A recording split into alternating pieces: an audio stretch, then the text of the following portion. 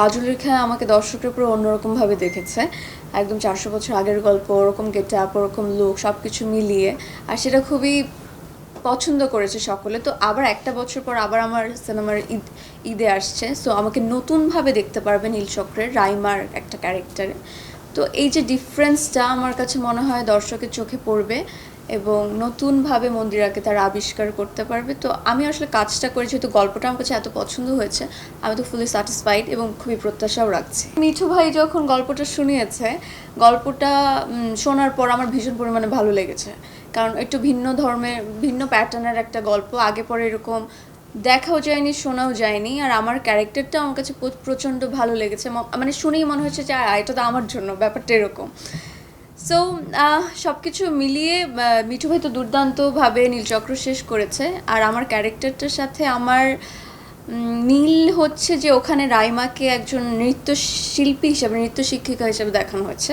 So আর আমি personal লাইফে আমি একজন নৃত্যশিল্পী, তো এটার একটা মিল আছে বলে আমার ক্যারেক্টারটা বিলং করতে সহজ হয়েছে। আর আরেকটা দিক হচ্ছে রাইমাপুরা হচ্ছে এই জেনারেশনের একটা মেয়ে। 2025 সালে তার মানে এই টাইমে এসে তার লাইফে কী কী ইনসিডেন্ট হয় সেটা দেখানো হয়েছে। তো আমি খুব ইজিলি কানেক্ট করতে পেরেছি। তো কাজল রেখা যতটা আমার জন্য টাফ ছিল, কারণ ওটা ওখানে যা যা দেখিয়েছে ওটাতে আমি একদম ইউজ টু ছিলাম না।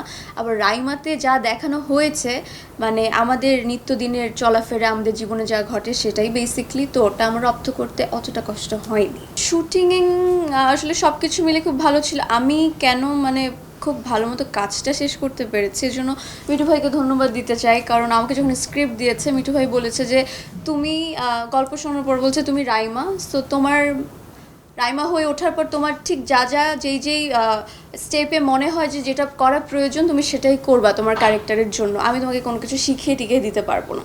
হ্যাজ গেলে তোমাকে আমি একটু খুঁটিনাটি বলতে পারি কোথায় কীভাবে ডায়ালগ বা সিনটা কীরকম হতে পারে, বাট আমি পুরো তোমার হাতেই ছেড়ে দিতে চাই তুমি কীভাবে করো। সো আমাকে সে কোনো প্রেশার দেয়নি, এইভাবেও বলেনি যে আমার স্ক্রিপ্টে যা আছে পুরা কপি পেস্ট করে একদম সেটাই বলতে হবে, নট লাইক দ্যাট। তো এই জন্য ছাড় দিয়েছে বলে আমি আমার মতো করে কাজটা খুব সুন্দর করে শেষ করতে পেরেছি। আমি খুবই নার্ভাস ছিলাম। ফার্স্ট অফ অল নার্ভাস ছিলাম যে পছন্দের মানুষ সে, আর সেকেন্ড হচ্ছে তার সাথে মানে এত বছরের তার অভিজ্ঞতা, আমি একদমই নতুন, তার সাথে আমি পেরে উঠবো কি না এটা একটা সংশয় আমার মধ্যে কাজ করছিল।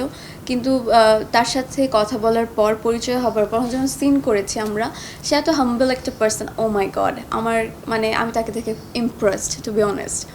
মানে সব কিছু সে এত সহজভাবে করে, সহজভাবে বুঝিয়ে দেয়।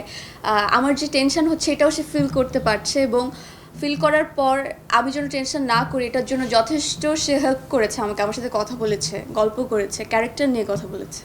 আবার বলেছে যে মন্দিরা তোমার আমি যখন ডায়লগ দিই আমারও তো অনেক ভুল হতে পারে, তো সামটাইমস আমার ভুল হলে তুমিও কিন্তু আমাকে ধরিয়ে দিতে পারো।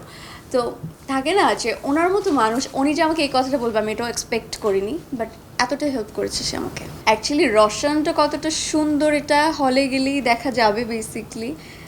তো এখন ওভাবে কিছু বলতে চাই না, কিন্তু গানে যতটা দেখিয়েছে মানে ওখানে তো বোঝাই গিয়েছে আসলে যে আমি তাকে পছন্দ করি, একটু একটু হয়তো মানে একটা ফিলিংস কাজ করছে।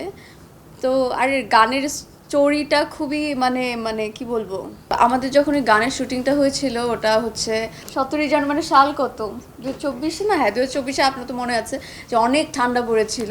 তো ওখানে ওই টাইমে রাত 3:30 নাগাদ আমাদের হচ্ছে 300 ফিটের শ্যুট হচ্ছে। আর ওখানে এই গানের সিনটাই হবে সারা রাত ধরে। সবাই আমরা পুরা ইউনিটের ফুল প্যাকড, সবাই হুডি টুডি পরে। মিঠু ভাই এতটুকু দেখা যাচ্ছিল কোনো রকম, মানে সবাই প্যাকড। আর আমি খুব সুন্দর করে একটা শাড়ি পরেছিলাম শিফনের। মিঠু ভাই আমাকে বলেছিল নায়িকা এই শাড়িটাই পরবে। তো ওরকম স্লিভলেস ব্লাউজে আমাকে একটা শল দিয়েছিল আর কি, মানে দয়া হয়েছিল হয়তো মিঠু ভাই যে নায়িকার অনেক কষ্ট হবে। সো কাজ করতে অনেক কষ্ট হয়েছিল আমার ওই টাইমে, যে এত পরিমাণে ঠান্ডা, তারপরও যে আমার এক্সপ্রেশন আসছিল না। তারপরে একটু ব্রেক নিয়ে ঠিকঠাক মতো চিন্তা করে যে না আমার কাজটা আসলে করতেই হবে, যত চাই ঠান্ডা হোক গরম হোক এটা মাথায় রাখা যাবে না। সো গানের কাজটা খুব সুন্দর করে আমি শেষ করেছি। আর রিলিজ হওয়ার পর গানটা মানুষ এত পরিমাণে পছন্দ করেছে, এত পরিমাণে, সেটা আমি বুঝতে পারিনি যে এত মানুষের ভালো লাগবে। মিঠু ভাই হচ্ছে মাই ডিয়ার পার্সন। সে অনেক ভালো মনের একজন মানুষ। এতদিন মানে যতদিন আমি তাকে দেখেছি খুবই পোলাইট, আর হচ্ছে রাগতে দেখিনি আমি কখনো তাকে, মানে রাগের মানে কোনো ব্যাপার হলো যে ডিরেক্টর থাকে না, চিৎকার চেঁচামেচি করে, রেগে যায় একটু পর পর, বাট এরকম মানে রাগলেও সে খুব পোলাইটলি বলে ব্যাপারটা এরকম হয়েছে, ব্যাপারটা যেন এরকম না হয়। হ্যাঁ, তো আর চমৎকার একজন ডিরেক্টর, খুব ভালো মতো সে পুরা ইউনিটটাকে দেখে শুনে রাখে, সবার খেয়াল রাখে, খুব সুন্দর করে সে কাজ শেষ করে। মানে অনেক কাজ তো আমি দেখেছি খুব লেন্দি প্রসেস হয়, বাট এটা অনেক টাইট স্ক্যাজুলে খুব সুন্দর মতো আমাদের কাজটা শেষ হয়েছে। প্রত্যেকটা মানুষেরই হচ্ছে অনেক কিউরিয়াসিটি থাকে, অনেকের কিউরিয়াসিটি লেভেল অনেক হাই থাকে, মানে কি করছে, কিভাবে কি হচ্ছে, তো এটা থাকাটা অ্যাকচুয়ালি স্বাভাবিক। আমরা এখন যে পজিশনে আছি, আমাদের লাইফ নিয়ে মানুষ কিউরিয়াস থাকবে, দ্যাটস রিয়েলি ফাইন। তো এই জন্য আমাদেরও দায়িত্ব তাদেরকে একটু বোঝানোর যে অ্যাকচুয়ালি আমরা কিভাবে কি মেনটেন করি, কেন কিভাবে কি হচ্ছে, এটা যখন তারা জানতে চায় আমরা একটু জানাতে পারি যে এরকম কিছুর মাধ্যমে। সো শুভ ভাইটা জানিয়েছে, আমি আমারটা জানিয়েছি যে আমার পার্সোনাল লাইফে আমি 8-9 মাস আমেরিকায় কীভাবে থাকি।